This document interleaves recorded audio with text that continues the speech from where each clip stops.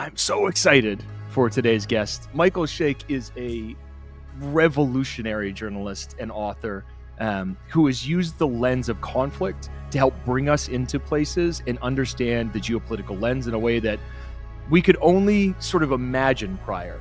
I have been held against my will by people in Afghanistan those are the most frightening moments of my life.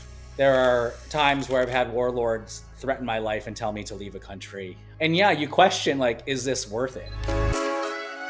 My name is Mark Brand. You are listening to Better. I'm a social impact entrepreneur, so I build businesses that are in service to the greater community. So Better was formed to be a tool for everyday advocacy. I think anytime we take people's attention, we have to give something. Folks, welcome back to Better.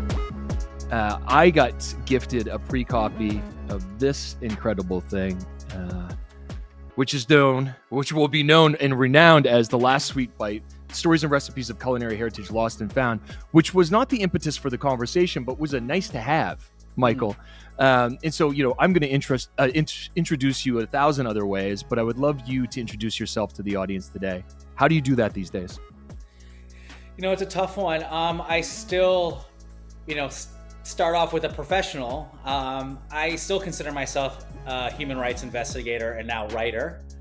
I'm also a son, and I try to be a really good husband and a really good friend to my friends. I think I hold all those things together. It's hard to separate.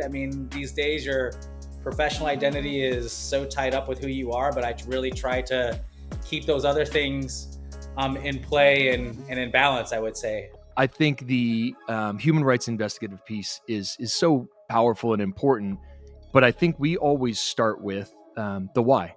When people think about, I haven't started to follow my passion or my purpose yet, it always starts with why. I think my professional career, the human rights side of me, I can't separate it from my family. It's really my parents. My mother is a nurse and an artist. My father is a physician and he's more than a physician. I think he really tries, like my mother, to really understand the human condition and use medicine and nursing and art to address kind of the injustices and also our human infallibilities, make us all better. And my parents kind of instilled in me from a very young age a sense of justice, I think a sense of kindness that I try to live up to every day, not perfectly. Far from perfect, but it has given me a lens on the world to see the beauty in places that are often overlooked. And I go back to and I think it comes to my mother's upbringing in Cleveland, Ohio. She had a great childhood, but it was kind of isolating in some ways from family. And I think she's always tried to create family and make it bigger. Every Thanksgiving, every Christmas, every holiday, the table seems to be getting longer, which is fantastic. My mother has really built a really fantastic family culture for us that I think she didn't have as a child. Right. My father lived through the partition of India and Pakistan in the late 1940s. Was India and Pakistan split as genocidal violence, and my father's family was on what is now in today's Pakistan. And we, as a child, we would go back to Pakistan quite a bit. It was really where kind of inequality and poverty became ever present in some places. It is one of the most beautiful cultures, the multiple cultures of Pakistan, but it also the things that I saw as a young child, I saw a lot of inequality that kind of really struck me. And I've held with me all these years. And then inequality and injustice, kind of the injustice of inequality kind of really sat with me. I had initially wanted to go into medicine and then to follow my father's footsteps. And then for a variety of reasons, I didn't. Then I wanted to go into law because I thought that's kind of where I should go to kind of address to be, you know, to be a legal advocate for others. But to be honest, like I on the morning of taking the LSAT, I hit snooze, went back to sleep, and ended up not going to law school. Whoa, hold on. So you went all the way to that point, and we're like, yeah, Yeah, I'm good and I for was this. like, you know what? It wasn't me at that moment. It wasn't me at that moment. Sure. And I found another way to do what I wanted. I had always been impressed with the researchers at organizations like Human Rights Watch. Now, I didn't want to go into diplomacy. It was as much as I have a lot of friends that are diplomats and I respect them. It was also when I was starting my career, it was also the aftermath of 9/11. And with someone who is brown with the name Michael Sheik, it wasn't kind of the easiest place to be. Sure. But it also did help me in other respects. Like when I was working for Human Rights Watch at the time, and having an Islamic heritage and having heritage in South Asia made it easier for me to operate in places like Afghanistan and Pakistan and India, and Certainly. it opened worlds for me and allowed me to be, I think, a better investigator in a lot of ways. But that is all to say that the things that my parents instilled in me, I just took in a different direction. I don't see.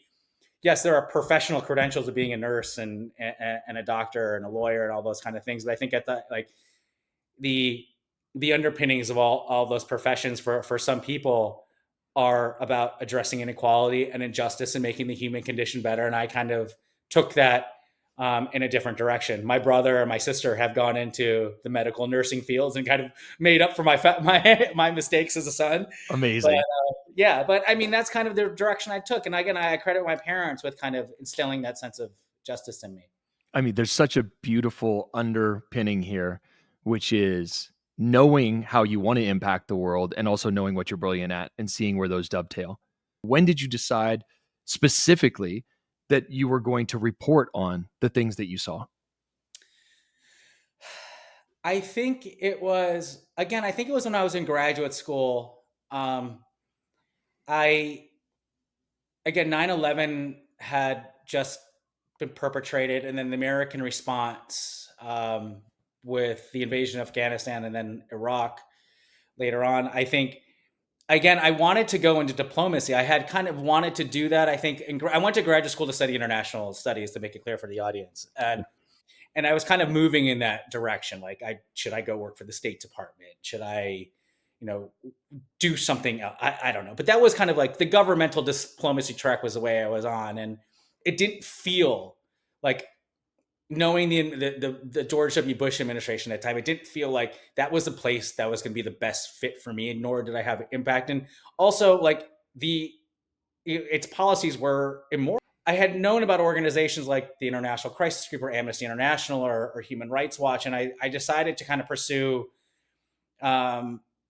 jobs in those things, which were more kind of, played to my strengths about talking to people. I really like being around humans and talking to them and understanding their stories and being able to sit down and hold space with people for hours to kind of pull up to just have their stories shared with me that I can then help bring into the policy community and translate it in a way that made sense on a human level that may affect policy, right? Right. And also hold people to account for what they were doing, right? And I also like it. It wasn't just about like, a family who had been inadvertently bombed or intentionally bombed by, a NATO airstrike or a Taliban suicide bombing, right? It was about it wasn't about just telling that story, it was about holding the perpetrators to account, to say sorry, to offer amends in some ways. And that's what I really felt. And I got the job before I understood how profound it was. And then once I got into it, like I had a far more deeper respect for that kind of line of work, and I found a groove in it, and I liked it. And I liked being able to go to different places and talk to people whose stories aren't told and who needed their stories told, and and be granted the permission to tell those stories and to take them to others, right? Not everyone granted permission, and so you couldn't say it, but like, holding the big guys to account. I've always been I'm always a fan of the underdog, right? It wasn't an easy job, and it still isn't an easy job. I got death threats and people coming to my house and telling me to leave certain cities and never come back. Sure. It's also, I probably the most anxiety ridden of all that time was making sure to keep witnesses safe, eyewitnesses safe, to make sure their identities were concealed. It's still something I try to do in my own work. Even now, I'm using food to talk about human rights issues. I still, in the book the last sweet bite, which I have coming out this summer, even though we're talking about food, I'm still talking about violence and human rights abuse in the book. And then there's a lot of people who wanted their stories told but didn't want to have their names associated with it. Of So course. that is one of the most anxiety and tough things to do. And it's I where I have a lot of respect for people who want their stories told but understand their situations where they can't put their names on paper. It'll just put them at risk. And so that's one of the things I really try to maintain a lot of integrity towards. So you have a family, you have people who rely on you, you have witnesses to protect. How do you decide individually what stories, what zones to go into, what bear to poke, excuse the analogy, and like how are you comfortable in that, and how do you reconcile it? Because I think people want to know that tool specifically. In my professional career, the violence, the violence that needed to be investigated, say the Rohingya genocide or airstrikes in Afghanistan, errant or deliberate airstrikes in Afghanistan, or suicide bombings in Pakistan, or the civil war in Sri Lanka, places where violent events that I have investigated for different organizations, that the violence kind of drives where you go, right? Because you need to find out the story, you need to find out who the perpetrators are, and that means talking to eyewitnesses and then trying to hold people account is basically the general formula. And so the event drives where you go, but then how do you keep people safe? I mean, there are a lot of different tools in the trade for that, but primarily, if you don't need to say someone's name, don't say it. You're just collecting. When you need eyewitnesses are usually the most effective source of information, and eyewitnesses are the ones that are most at risk. Absolutely. So you try as much to keep them out of the story as possible. In very intense cases, I mean, in some cases I've worked on, you have governments who are staunch defenders of human rights who will often give people asylum outside of the country in order to protect their identities, and so their testimonies can be used in courts, right? I mean, there's a variety of things. That's the most extreme example. Sure. But I know we'll talk a little later about my work right now, but I mean, in that sense, it's just asking for permission a lot and making sure people are comfortable with their stories being told and they're comfortable with you. And, I try to build as much trust and respect over time with people in these places in order to be able to just ask for permission to tell their stories. You were just in Cambodia doing research in and around the 50th anniversary of the Khmer Rouge, which is certainly nothing to celebrate, but it is something to educate. And, for those listening at home, I'm sure this rings out pretty hard, but the Khmer Rouge was a communist party led by Pol Pot that gained power in 1975, which happened to be my birth year as well, linked directly to the Vietnam War. And in that regime, you can correct me if I'm wrong, but I believe that almost 2 million people, or almost 22 or 25% of Cambodia's population, was, killed through work or torture or starvation. Yeah. And so you were just there. And so, I mean, this is all alive right now. Yeah, it's alive. And, the 50th anniversary is next week of the emptying of Phnom Penh, when the Khmer Rouge walked into the capital and just basically marched everyone in the countryside and said, and they called it Year Zero. They were actually going to just eliminate Cambodian culture at that moment and try to recreate an entirely new culture in Cambodian society. And I want to say this is in the context of the work that I've been doing for the past kind of 5 years, right? Which is kind of taking my So I want to back up for a second. You mentioned something that kind of sat with me about the work. You get into different organizations and you realize that like there's problematic aspects of it. Mm-hmm. And I think for me, one of the problematic aspects for the organizations that I've worked for is that the human rights organizations, where I find that like there's not a good story being told about human rights abuse and the people that are being affected by it in a way that brings a broader population, a broader audience in to understand what is happening to really important communities, but also how it links up to your everyday life, Mm. right? That in a way that like brings us all together rather than say, you know what, that's happening over in Sri Lanka, or that's happening over in Bangladesh, or that's happening in Bolivia. Like what's happening in those places resonates in our lives too. I mean, we're all very interconnected. And so my family, my father in particular, lived through the partition of India and Pakistan, as I mentioned earlier. And that had a profound effect on our family. It was genocidal violence. But the things that my father witnessed then had sat with him for a very long time. And as a young child, he's from Sindh, Pakistan. And when he came to the U.S., he came to the U.S. in the late '60s, early '70s, when he was a young adult. And we started going back to Pakistan when I was a child. And, I was born in '77. And in the '80s, we just continued to go back. And I would go back to Pakistan with my family, and all my cousins were there. And I'd be running around with my cousins, and they're all speaking Sindhi, and I couldn't speak it.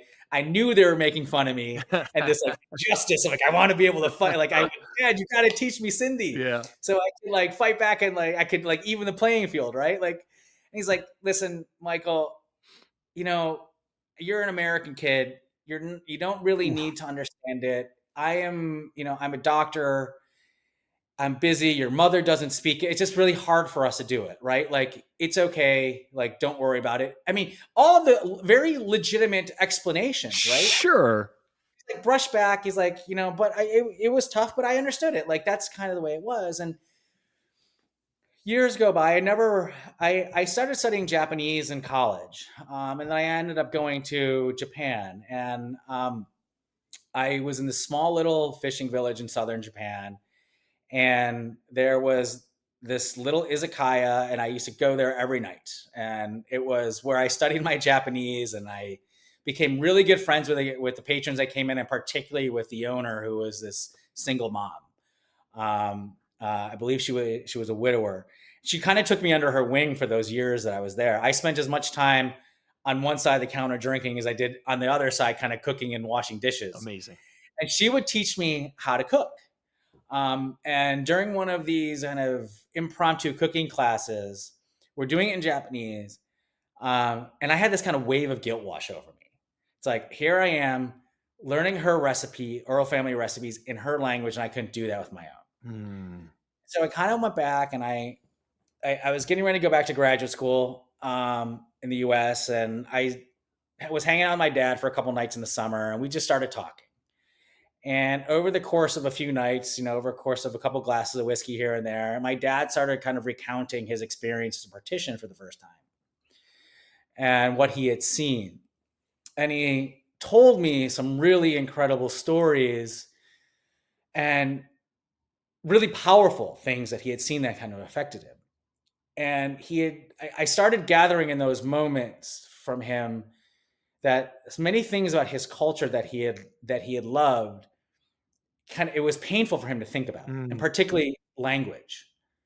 And many of the things that the violence that he had saw had kind of fused onto the parts of the culture that he had loved. And it made it very hard for him in some instances to teach me and my brother and sister Sindhi that language. And so I could see the tendrils of violence from the 1940s still snaking down and stealing language from me. It just made it, my father just said it was too painful for me to do that in some cases. Yes, all those other reasons are right, but there's a bigger reason that I'm only coming to terms with now. Fast forward again, I'm in Afghanistan working for Human Rights Watch. A dear friend of mine invites me over for dinner. It's one of my last nights in the country, and this beautiful meal is served. And Tamim, who I write about in the book, serves this incredible meal. And Tamim is a man who had been a refugee many times in his life, like many refugees are. Different phases of violence move people back and forth across borders all the time. And he's also an incredible cook. And so this meal, I'd eaten his food before, and this beautiful meal spread over his table in Kabul. And to me, I arrogantly asked, is this Afghan? And he's like, because I had been all over the country, and Sure. like I'd been eating all these places, and like I say arrogantly, how could I understand a country's cuisine in 3 or 4 years? And so I'm like, is this Afghan? I've never seen it before. And he's like, it is. And I'm like, why haven't I seen it before? He's like, well, people are forgetting how to make some of these dishes. And it went back to the reason of Afghanistan being at war in the first place. And in that moment, I saw that same that same tentacle of violence that had reached down through the generations, stole language from me, was now stealing Afghanistan's culinary culture from them one recipe at a time. And so I start everywhere. It just was so profound that everywhere I went, after that, I started asking, like in these interviews that I was doing, collecting evidence of war crimes or crimes against humanity. I would often do these interviews over meals, right? It was an easier thing. It was just sometimes the interviews are so long, or people would ask me to eat with them, and food always came up. And so I just started asking, how is the violence changing the cuisine? And it would just open these incredible these wide open doors into these incredible boulevards of stories, of culture, of family life, of things that had disappeared, and how people were worried about their own recipes disappearing. And people started giving me recipes. Like, we don't want these things to disappear. Like, take them with you. And I started and some of my notebooks upstairs, like I have like some recipes that are scribbled down in the margins because people just like would take them from me, or my translators would help me translate recipes that people were worried about, family recipes that were worried about disappearing. Like, take them with you. We don't want them to leave. Incredibly powerful. Yeah. And so, I started seeing and I've never been one to like ascribe magic to food. Oh, no? I found that a little, I got a cliche, right? Come on. You're hurting my feelings right now, but it's a past tense. It's past tense. Okay. All right. So my father comes back in, my father comes back to the story. He's like, one day, one of these recipes that was given to me was for this crab curry that's cooked by Elam Tamils in northern Sri Lanka. There's a big community in Canada and Toronto in particular. And I talk about this in the book, but I cooked this meal that this woman Rajiva gave to me for my dad one night in Ohio. And usually when I cook for him, I cook Sindhi food or more North Indian food for him. And he got kind of skeptical when he saw it came out. It was curry leaves and coconuts, not something that Sindhis cook with. Right. And he's like, what is this? Kind of like, that was like the look on his face. Sad. He's like, where did you get this from? What is going on here? And so I started telling him the story. And kind of in that moment, I was able to tell the story of the woman who gave me it, but also the story of my work in Sri Lanka, the story of the Civil War, the story of the diasporas a little bit. And it all kind of came back. And there was like, my father was able to connect pieces of my childhood with Tamil, my teachers who were Tamil when I was a little kid, and how they had escaped the war. And it kind of all came back full circle. And in that moment, I kind of saw like the powerful magic of food, right? And I was like, fuck, like using food as a bit of a Trojan horse to talk about these things, like talk about the Rohingya genocide, or what's happening to the Uyghurs in Western China, the impact of the Sri Lankan Civil War, even though it ended, nearly maybe almost 2 decades ago, but still has reverberations on the militarization in northern Sri Lanka, what's happening to the Tamils still, but also what's happening in the U.S., the impact of the U.S. drug war in the Andes and Bolivia. These things reverberate through time, but they also were these incredible stories of human resilience and persistence, not just of survival, but of like happiness. Mm-hmm. and just the things that made people happy. And I saw the importance of food. I saw the importance of, we all inherently know it. Those who, like, if you cook, you don't cook, but you go to a restaurant, you're online, like, everyone inherently gets how important our food is. But I don't think some policymakers get food, though at the same time, I do think a lot of governments get the importance of how important food culture is, because they go and attack and dismantle it to ruin people's identity in order to, like, assimilate them. Right So I there. think, That's yeah, the thing. Having it and yeah, wielding it as a power tool versus yeah, having it and wielding it as an empowerment tool. And so, right. like, I want to delineate two things right here. And I'm sure everybody who listens to this show, the other shoe just dropped for you when he said food is a Trojan horse of my agenda in this interview, because my entire fucking career has been, how can I make this less heady? How can I Yeah. connect people directly to causality? How can I, help people understand that geopolitically it all leads back to land and food, and we are made of it. It is made of us. Like, not Mhm. hypothetically, not, you know, enigmatically, that we're literally all made of the same stuff. So, when you talk about these two things, I think one of the tools I want people to take away is an understanding of the difference between food security and food sovereignty, because this entire book is linked to food sovereignty. And Right. sovereignty is agency over the decision, like to be able to grow, to continue to, like, culturally Yeah. inherent these tools. And security, you can be food secure in prison. You can be food secure literally in prison. So I think you just hold those two poles as different. Like, you are, envision a farmer. You can envision Padmini, and you're going to go order the book right now so you can read all about her and envision that she is talking about all of the different curries and how they're created from the spices that have to be specifically grown in the specific tree. And it is, and I'm going to jump to the right here. When Michael came up and I was doing this dinner, I was doing the opening dinner for this convening that we met at. You were asking me specifically about seasonings and spices because Oh, yeah, I'd pulled in 5 native Kauai gentlemen to cook with me, and we were running through the garden and pulling shit out last minute and, like, making these dishes, and you were like, what is this flavor? What does this taste like? And yeah. once you catch that bug, you can't stop. You And can't. it No, is the no. centralizing thing that, disarms people into being able to have a conversation, which is, anytime you see me in an event, I've got an apron on. And it's not Yeah. because I just love cooking for everybody, because god damn do I love cooking for everybody. But it's because I want them to understand and trust that what we're talking about is critically important and safe. And so, you walking us through the Sri Lankan war, through Padmini's discussion, and, one of the things that you talk about with her was, it was uncommon for any two tools, THOOLS, to be Yeah. exactly alike, and everybody had their own spice blend. And so, we can think about this in Western culture, like, you went to your auntie's house and her meatloaf or her goulash or her curry or whatever it may be, it just resonated a little bit differently. But she didn't say why, or he didn't say why, or they didn't say why, because they actually still had this. Like, I've got my grandma's recipes scribbled down in a Hilroy notebook that my mom cut out and put in inserts into this wooden binder for me. You tell me I've got more sacred possessions. I don't know what they are. Right. And these recipes are, some of the shit is like a cottage cheese salad. But, like, Yeah. that But meant something to my grandma and to her me, people in Edmonton from the farm. Like, that meant something to them.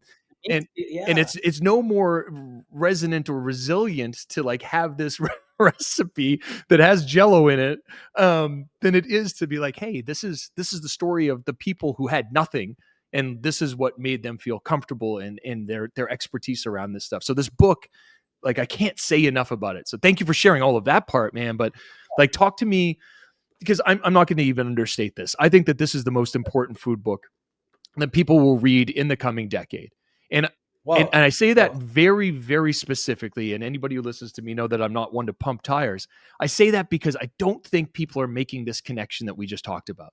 I don't think that they're understanding that not only does food help us see the story, but it helps us connect on such a quick and deep and easy level of a wonderment, of, like, joy.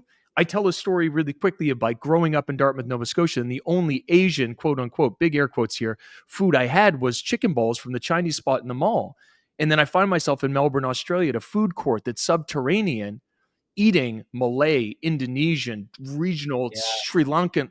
And I'm like, what in the fuck is all of this? My palate doesn't know what to do. That is wonderment. So that breaks down any nervous energy I have because I'm just asking questions. So I am more interested in you. And so we don't listen as a community anymore. We don't listen as people.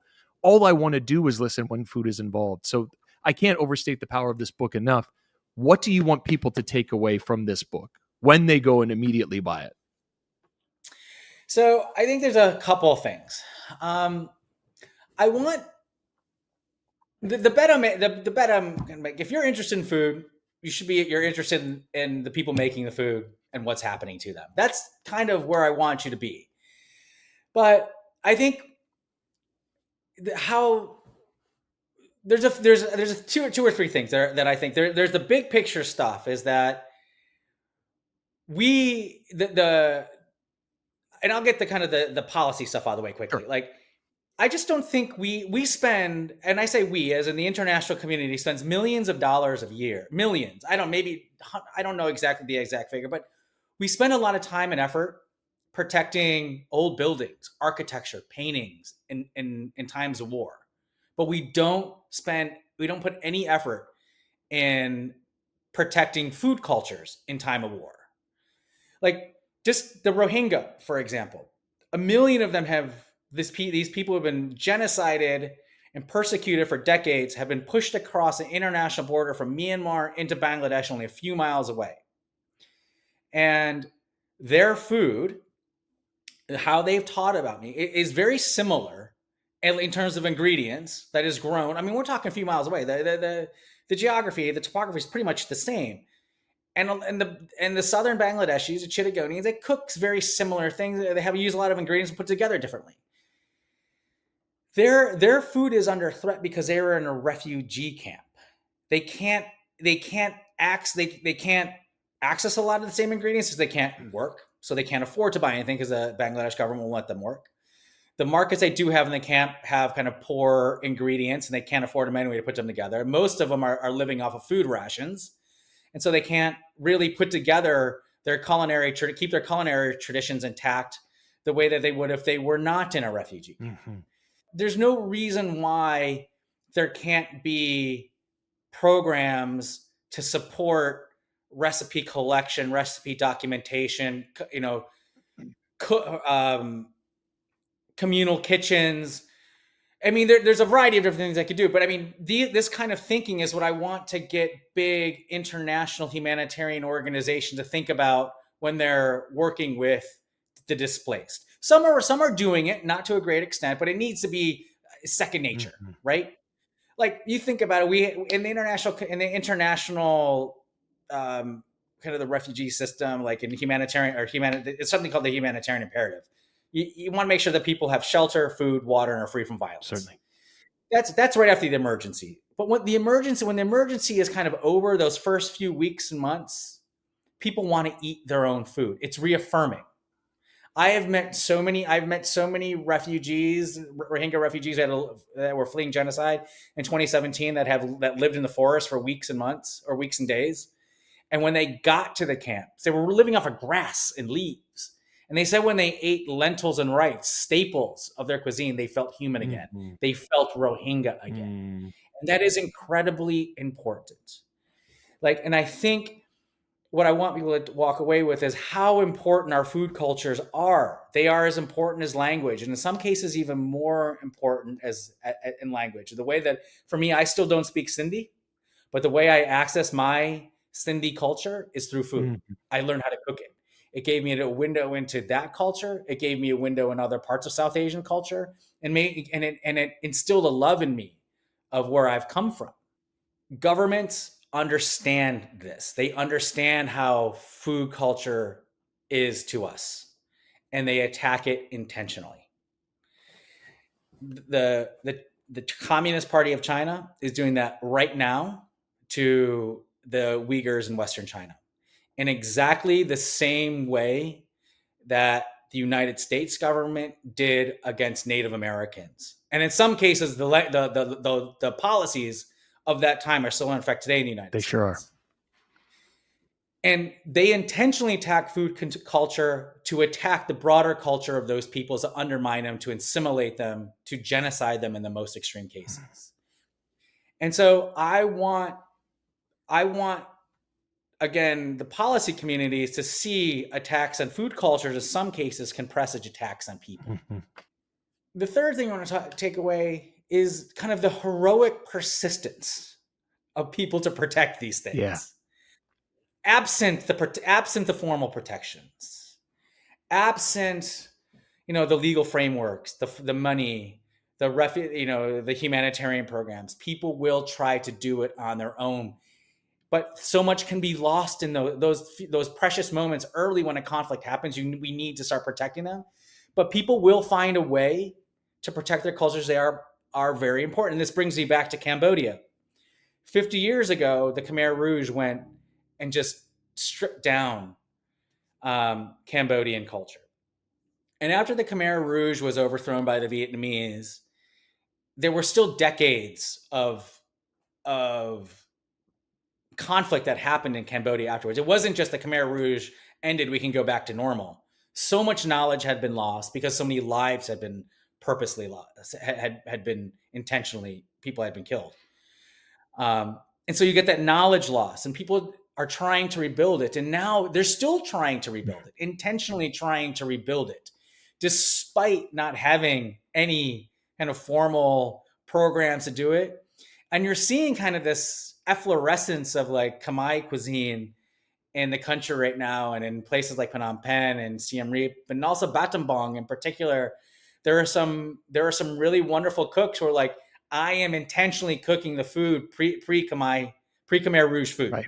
like what I knew, and they went back and excavated memory, and to do it as a form of resistance, as a form of There it reclamation, is. form of basically a fuck you to the past and to people still around today who have links to that. It's like we are persistent in surviving, and not only surviving but flourishing. That. And it's 50 years later, they're still having to rebuild, right? And you can see how long it takes. It takes a moment to destroy something, but a lifetime to put it back together. What you're describing over and over again is sovereignty. When you just describe people coming into a concentration camp, essentially, or coming into a refugee camp also, and being like, hey, here is what you're going to eat, versus having sovereignty into their own choice and what they're able to access. Those are two very, very different things. And it is a form of political violence. That can feel overwhelming. And I think this takes me right back to the beginning of like, when people are trying to figure out their way in this world of how they show up in these things, it's such a maelstrom of, oh, is this the right thing? No, that person's bad too. Oh, is this the right thing? No, that's terrible as well. Okay, so where do I fit and what do I do? Where is my form of resistance? And I think one of the forms of resistance we talked about at great length today is food, experiencing it, making sure that you do everything that you can to allow whatever comes from your heritage to come through and to be, saved and savored, at the exact same time. And don't like run, like grab a literal jet plane to go get this book. Books like this help us get a better understanding of each other. They build empathy.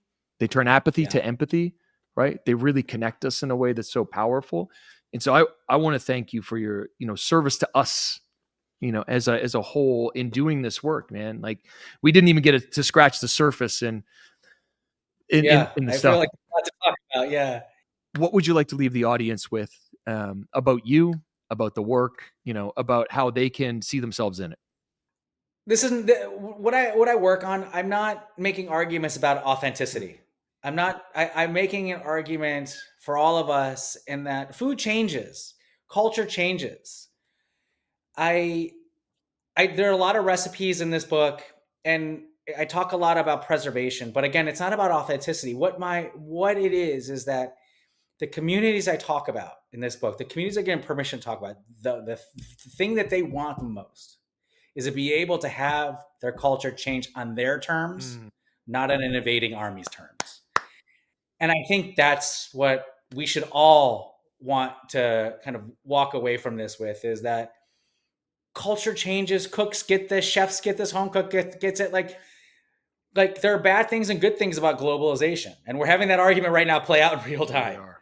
But, we have a lot of great food because a lot of cultures intermix. And this is not about preserving one thing or arguing about whose thing is which thing, but it's cultures that should be able to come together on their own terms and talk on their terms and do it in a way that is not the Communist Party of China telling them what they should eat and how they should eat, or another, or anyone else for that matter. People should be able to cook and eat on their terms. I think that's beautiful. Yeah, man. I appreciate you very much, folks. As always, we appreciate your attention and your intention. You know, what you do with these tools shapes who we will be going forward. So thank you for listening.